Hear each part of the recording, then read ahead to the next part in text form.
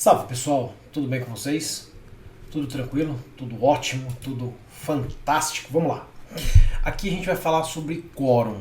O que é quórum e qual que é o papel dele, qual que é a importância dele no cluster, né? No Windows Server Failover Cluster. De novo, a gente ainda não foi pro SQL Server Failover Cluster, pro Always On FCI. A gente está no Windows Server Cluster. Beleza? Tranquilos? Bom, primeiro vamos entender o que é quórum. Quórum é o número mínimo de membros, de pessoas, numa assembleia. Olha só, a gente tem, vocês devem ter, muitas pessoas moram ou devem morar em algum tipo de condomínio, né? Condomínio que seja vertical, que seja horizontal, enfim, prédio, alguma coisa assim. E vocês já devem ter, alguém já deve ter participado também de algum tipo de reunião nesses condomínios, certo? Essa reunião está escrita normalmente no edital de convocação como que vai funcionar ou qual que é o número mínimo de pessoas para se ter quórum, ou seja, qual que é o número mínimo de pessoas para que essa reunião efetivamente aconteça, ok? No nosso caso aqui, a gente está falando de uma maioria, certo? A maioria de um cluster, por exemplo, ou de um sistema que tenha, sei lá, 4 membros, a maioria vai ser o quê? 3, certo? 3 é maioria, 4 é maioria, legal? 2 é metade, já não é maioria. A maioria é n dividido por 2 mais 1, onde n é o número de membros ou de componentes, certo? Ou de componentes votantes dentro daquele sistema. Tá claro? No caso do Windows Server Cluster, a gente está falando de maioria. Aí o que acontece? Já dando uma pequena pincelada na introdução. O que acontece? A gente tem sempre maioria, ou uma maioria bem configurada, quando a gente está trabalhando com números ímpares. Certo? Quando a gente tem dois nós, só dois elementos votantes, se um deles cai, não existe quórum para manter o outro no ar, porque você não tem uma maioria. Aí o outro cai junto, desliga-se o serviço de cluster e todos os serviços que estão embaixo do cluster. Ok? Aí o que acontece? A gente para evitar esse tipo de problema, de tipo, porra, eu tenho outro nó, né? Eu tenho um servidor inteiro, tem um servidor aqui, outro servidor aqui. Se esse servidor cai, e se outro servidor cai, Marcelo, não tem nada a ver. Até agora o que você ensinou no curso é justamente o oposto, é que tipo, eu preciso ter redundância para tudo funcionar. Calma, a gente vai explicar isso. Calma, rapaz. Olha só, o que acontece. No Windows Server Cluster, o que a gente faz aí no Windows Server Cluster ou em qualquer outro tipo de cluster, enfim, é que a gente está usando o Windows Server aqui como exemplo, né? Mas pode ser qualquer outro caso. O que a gente faz é colocar ou adicionar um outro elemento votante.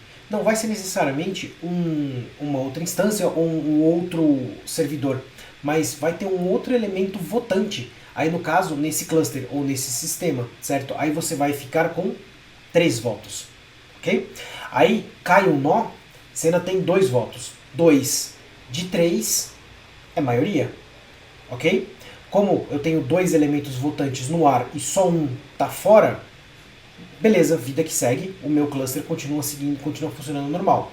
Caso eu tenha uma indisponibilidade de um dos nós e do outro elemento votante, aí sim eu vou ter problema. Aí sim o cluster é convidado a ser desligado, ok? Esse elemento votante pode ser um outro nó do cluster, um outro servidor, ou também, lembrando pessoal, nó é servidor, tá? Nó de cluster é um servidor, é a mesma coisa, ok? Ou node, né, em inglês. Ou também esse outro elemento votante pode ser um outro componente, né? Pode ser um outro servidor, mas pode ser um outro componente também do cluster. Legal? Esse outro componente pode ser o que especificamente? A gente vai entrar já nisso. Calma. Olha só, Então, a nossa configuração de cluster no Windows especificamente é maioria de nós, caso tenha um número ímpar, maioria de nós com disk witness e maioria de nós com file share witness. Interessante. Ou sem maioria, né? Essa última opção aqui, que é a opção... Opa, perdão. Que é a opção mais terrível de todas, né? Essa aqui. Essa última opção aqui, né, pessoal? Então a gente tem a princípio dois servidores, vamos supor que a gente tenha dois servidores no nosso cluster, certo? E a gente precisa, como a gente tem um problema de maioria, de manter quórum nesse cluster, nesse sistema, o que a gente precisa? A gente precisa ter maioria de elementos votantes. A gente vai colocar mais um. Legal? Quando a gente coloca mais um, a gente pode colocar o seguinte, ou um outro servidor.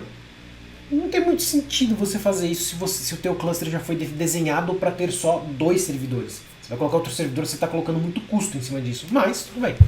É plausível e possível, perfeitamente.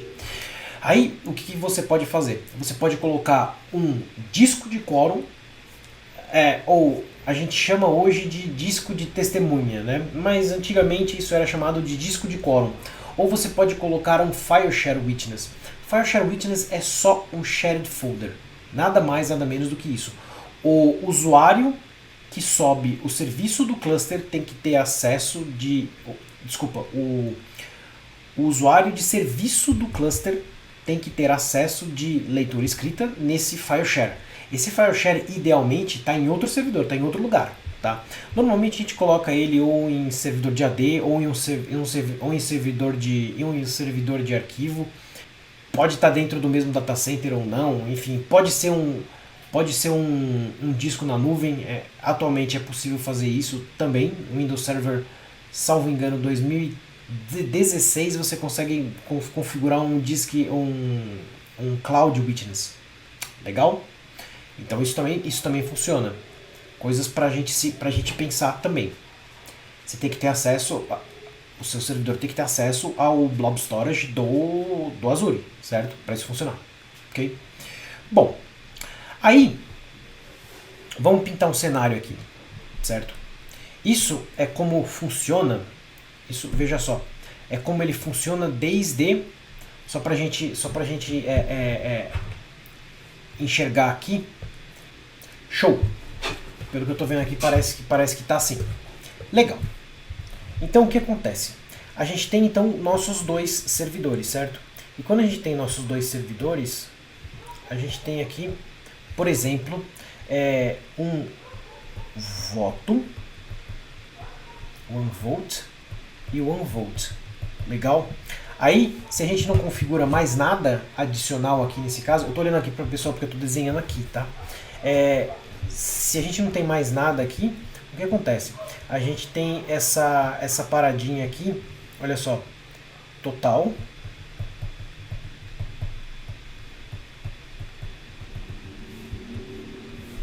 Beleza? A gente tem um total aqui de 2 votos, então, certo?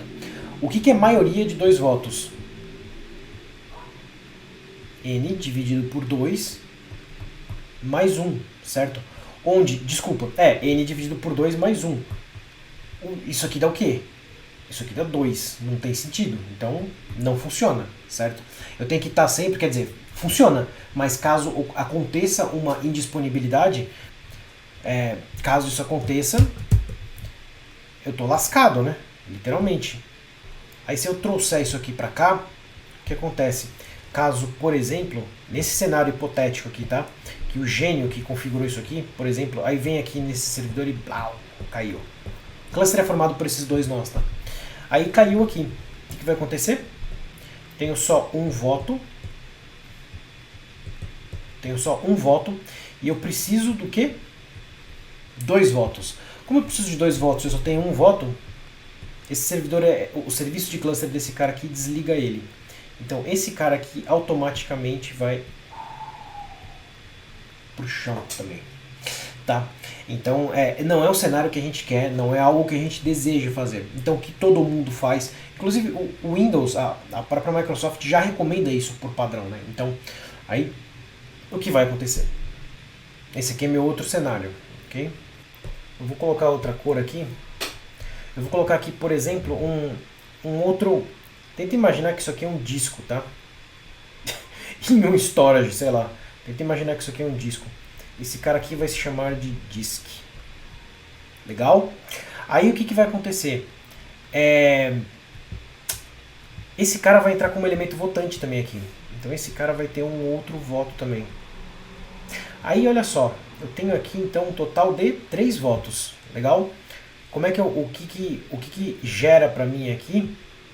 Então, o meu total, ou a minha quantidade de votos. Eu tenho então 3 dividido por 2 mais 1, certo? Legal? Em número inteiro, certo? A metade, né? Ou seja, eu vou ter aqui 2. Show! Eu preciso ter então, nesse sistema com 3 elementos votantes, eu preciso ter no mínimo 2 elementos votantes. Então, pessoal, nesse sistema com 3 elementos votantes, eu preciso ter no mínimo 2 elementos no ar, ok? Então, caso, por exemplo, esse servidor aqui venha a cair, não tem problema, meu cluster vai continuar no ar porque eu ainda tenho mais 2 votos, certo?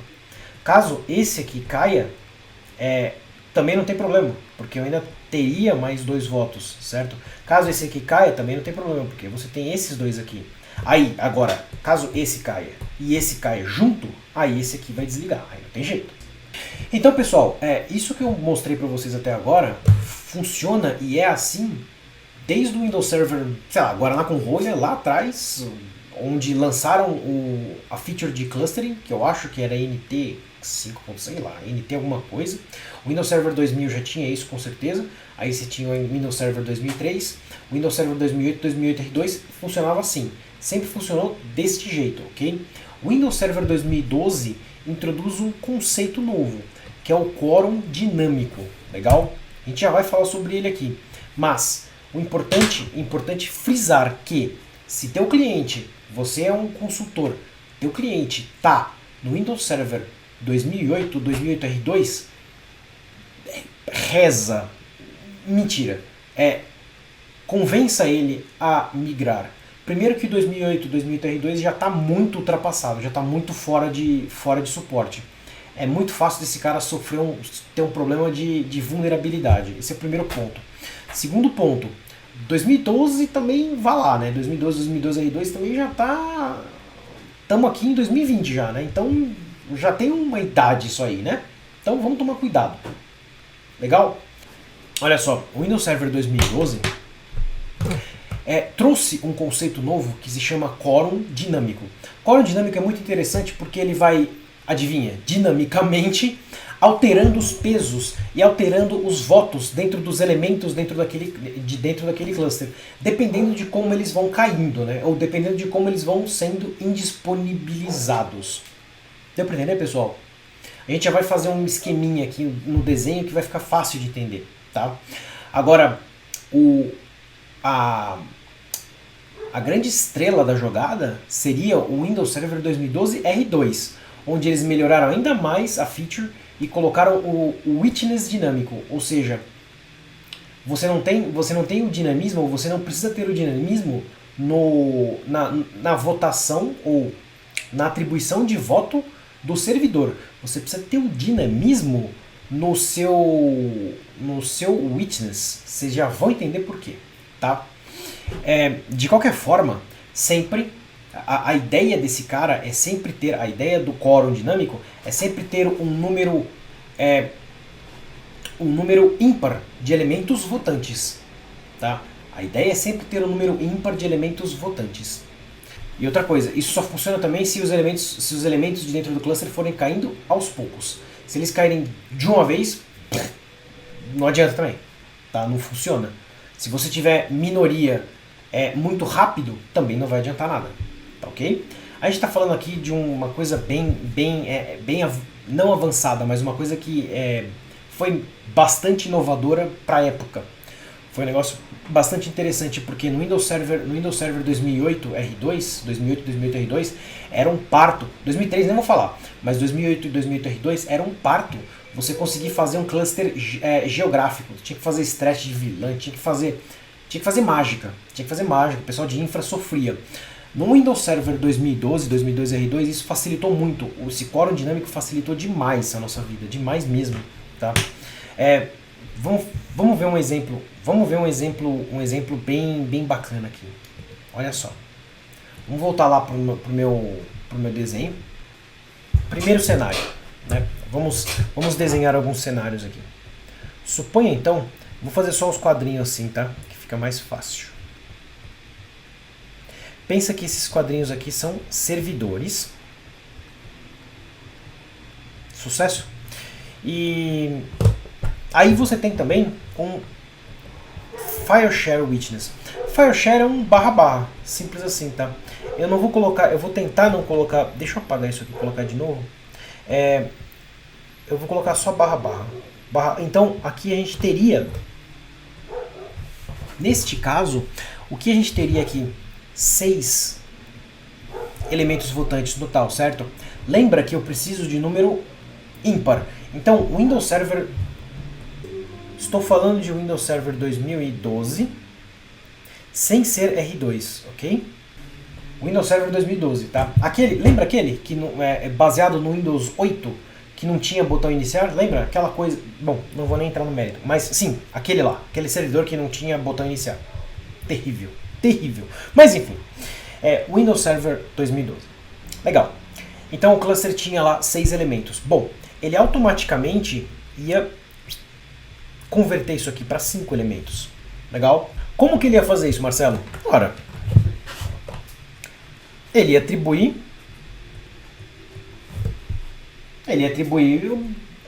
alguma nota, ou ele ia atribuir algum tipo de peso de votação ou não, é votante ou não é votante, para os elementos aí de dentro do cluster, para os componentes desse cluster. É isso. Simples assim. Certo? Bom, o que acontece? Suponha que, por uma infelicidade do destino, esse nó aqui cai. Legal? Quando esse nó cai, o que vai acontecer? A gente vai passar para outro cenário. A gente vai passar para... Aí, olha só, eu vou rapidão. Eu vou só duplicar, pessoal, para não ficar desenhando toda hora, tá? Aí o que vai acontecer? Eu vou querer, por exemplo, lembra que caiu, o segundo lá caiu e ele tinha um voto 1? O que o Windows Server vai fazer? Simples. Como esse aqui está fora, da jogada, no caso, né? Esse aqui vai ser atribuído 0 e volta a votação para os outros. Ainda tenho 5 votos, certo? O que acontece? Caiu esse aqui, por exemplo. Caiu mais um. Mesma coisa. Mesma coisa não. Olha só. Eu tenho este fora e este fora nesse cenário. Legal? Aí quando eu tenho esse fora e esse fora nesse cenário, aí o que ele vai fazer? Eu teria isso aqui. Certo? Eu vou apagar já, tá? Mas veja só. Aí o que eu teria aqui? 0, certo? Eu tenho 4 elementos votantes. Eu não posso ter 4 elementos votantes, certo? A prerrogativa é que eu tenha sempre o número ímpar, correto? Sempre o número ímpar. Para eu ter o número ímpar, então, ele vai vir aqui. Desenhar bonitinho aqui. Então, ele vai vir aqui. Tenho 3 elementos votantes. Legal? Aí o que vai acontecer? Primeira pergunta que você vai fazer. Tenho certeza que você está pensando nisso. Eu também pensei isso na hora. Cara, mas é aleatório? Ele tá tirando voto de elementos de dentro do cluster aleatoriamente? O Windows Server 2012 R2 está tirando votos de dentro dos nós desse cluster totalmente aleatoriamente. Total e completamente aleatoriamente. Aí o que vai acontecer? Cara, uma hora você vai chegar nesse cenário aqui. Ó.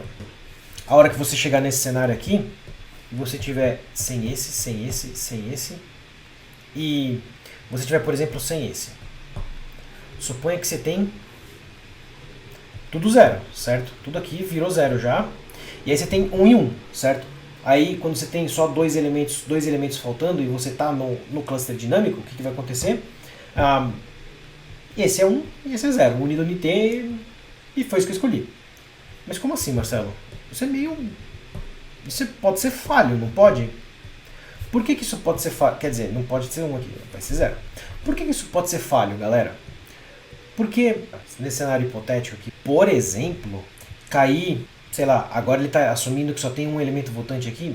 E se aqui, por exemplo, cair esse aqui? O que vocês acham que acontece com esse cluster? Ele não vai trocar o voto. Se cair o último cara lá, ele não troca esse voto aqui do last man standing, ele cai junto, certo? Se por um acaso, se por uma sorte, digamos assim, esse aqui que cai ao invés desse e esse fica no ar, ok, o cluster fica no ar porque esse cara ainda tinha um voto, certo? Mas no Windows Server 2012 era assim que funcionava, era assim que acontecia, infelizmente, tá? Mas infelizmente. É aquela história, né? A gente tem uma feature muito legal que é quórum dinâmico. Legal, lança. Mas não está pronto. Lança, que depois a gente melhora, mas lança. Isso me lembra muito, no caso do SQL Server, isso me lembra muito índice colunar no SQL Server 2012, que você não conseguia fazer update numa tabela que tinha um índice colunar. Você não conseguia fazer um update numa tabela que tinha um índice colunar. Você não conseguia. Isso não entra na minha cabeça. Ah, em 2014 você já conseguia fazer isso, você já conseguia fazer o update. Ou seja, a feature está lá, tá prontinha para ser lançada, lança. Lança, joga, fala que tem, beleza, os caras vão ver o potencial, vão gostar, o mercado vai adorar, só que depois a gente ajusta, porque não deu tempo. Pra mim é isso. Tem um cheiro claro disso aí nesse caso. Ok? Vamos então agora para o outro cenário. Nosso outro cenário agora é Windows Server 2012 R2, certo? Olha só. Primeiro ponto, a gente ainda segue com 6 elementos aí dentro desse, 6 componentes dentro desse cluster, ok? 6 possíveis elementos votantes. Como a gente está trabalhando com número, como a gente está trabalhando com quórum, agora a gente vai entrar no Disk Witness dinâmico. Agora a gente entra no Disk Witness dinâmico, certo? O que acontece? Aqui, esse cara tem elementos votantes. Cheguei no número, o quê? Ímpar, certo? Aí, no caso, vocês estão vendo 5 elementos votantes, certo? É isso mesmo? É isso mesmo. Vocês estão vendo aí 5 elementos votantes. Só que olha onde que o Windows Server está fazendo a escolha de voto. No share, né? Estão vendo aí? Aí o que acontece? Aconteceu uma infelicidade do destino aqui e esse cara aqui caiu. Quando esse cara cai, ele toma o 0, certo? 1. Os nós seguem no ar. Eu preciso ter 5. Desculpa, eu preciso ter maioria, certo? Aí, como um nó caiu, esse cara aqui passa a ter 1 voto. Certo? É muito mais inteligente eu só alterar e trocar o voto no file share, desde que ele esteja disponível, óbvio, né? Se ele ficar indisponível, aí não tem como, aí ele volta para outra configuração, para a configuração anterior. Aí não tem milagre, né, galera? Enfim, legal. Aí por algum tipo de, sei lá, infelicidade também, esse cara aqui caiu. Legal? Quando esse cara aqui cai, o que vai acontecer? Então, eu já tinha 0 voto aqui, ok? Aí, como eu já tinha 0 voto aí, tem 0 aqui também, certo?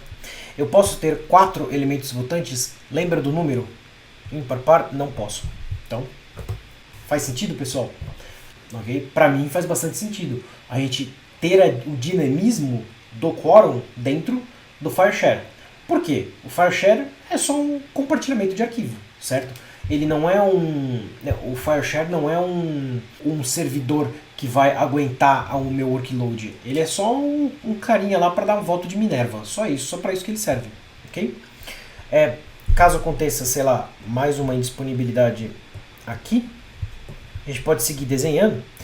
E aí você vai ter 1, 0, 1, 0. E aí a gente volta para um voto dentro do file share. Tenho 3 elementos votantes ainda. Sucesso?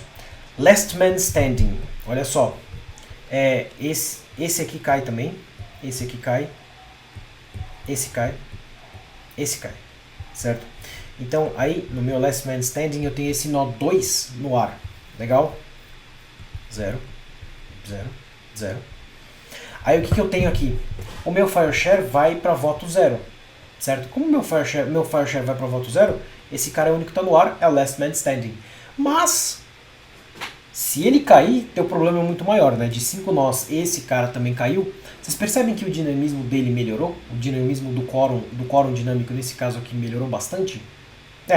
Eu também achei que melhorou consideravelmente nessa configuração, depois do Windows Server 2012 R2. Legal, pessoal? Tranquilos? Vamos voltar para o nosso PowerPoint. A gente viu alguns exemplos, né, com o Windows Server 2012 e com o Windows Server 2012 R2. E vocês podem até perguntar, e nas versões mais para frente do Windows Server, o que é para frente de 2012 R2 funciona igual ao 2012 R2, ok? Funciona do jeito certo, né? Funciona do jeito legal, ok? A gente tem também como, se quiser, ajustar uma propriedade no PowerShell que se chama Lower Quorum Priority Node ID, se a gente quiser que um nó específico seja sempre afetado, digamos assim, né? O quórum dinâmico sempre afete aquele cara especificamente, aquele nó especificamente. Isso é muito interessante no caso de multi-site cluster. Num cluster que está em mais do que um data center, ok? Uma coisa importante ou interessante, aqui na verdade, né, a diferença entre Disk Witness e FireShare Witness. Ultimamente a gente tem usado quase que sempre só o FireShare Witness. Por quê? Por causa da complexidade, quer dizer, dizem, né? Por causa da complexidade que o pessoal encontra em entregar um disco e disponibilizar ele para 2 ou mais nós do cluster. O FireShare, não é complexo isso, né? Mas vamos combinar, o FireShare é só um barra. É muito mais fácil você criar um compartilhamento, deixar ele disponível, do que você disponibilizar efetivamente um disco de storage para um cluster, para um conjunto de servidores especificamente, tá? Outra coisa também é que, quer dizer, uma outra coisa, um outro ponto a se pensar também é que o Disk Witness, ele guarda, dentro desse Disk Witness, ele guarda uma configuração interna do banco de dados interno do cluster, tá? O cluster tem um banquinho de dados lá dentro dele, interno dele, com configuração e modificação. O FireShare não tem essa informação, tá? O FireShare Witness.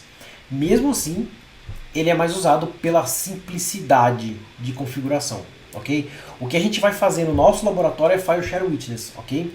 Ou a gente pode fazer os dois também, não tem problema. Mas a gente pode deixar também o DiskShare como um desafio, e aí a gente pode usar o FireShare também, não tem problema nenhum, tá? Não é um melhor ou pior que o outro, não é porque um tem a configuração em um que você vai sempre usar ele, não necessariamente. Você consegue obter um backup dessa configuração, desse banco de dados de outras formas, tá? A gente vai ver sobre ela, ok? Ainda nesse curso, ok? Muito bom. Então, o que a gente tem hoje em dia em termos de verificação, saindo um pouco do quórum especificamente, né, que vocês viram que é fundamental, mas o que a gente tem hoje em dia como verificação do cluster, né, como mecanismos para verificar o cluster, né? A gente tem, quando a gente instala um SQL Server a partir da versão 2012, a gente tem uma procedure que se chama SP Server Diagnostics. Essa procedure fica rodando, fazendo pooling direto, e ela tem também alguns checks de cluster. Ela conversa diretamente com as DLLs de cluster do Windows Server, ok? E ela também pode ser usada para troubleshooting. Tem um jeito, esse link que vocês estão vendo aí é um blog post muito interessante, muito bacana, do Joe Sec a respeito de como mexer ou como usar a SP Server Diagnostics para efetivamente fazer algum tipo de troubleshooting. Legal. A gente também ainda existe, óbvio, né? Ainda existe também aquelas verificações mais antigas de o isAlive e LuxAlive. Lembram disso? A gente falou sobre essas verificações aqui. A gente tem o isAlive e o LuxAlive. O LuxAlive é tipo um ping que fica rodando de um servidor para outro de 5 em 5 segundos, certo? E o IsAlive é aquela checagem mais complexa, não é complexa, né, mas aquela checagem um pouco mais completa, onde efetivamente uma query é executada dentro do nó ativo, certo? Se essa query não atende, o serviço de cluster entende que aquele servidor está fora, certo?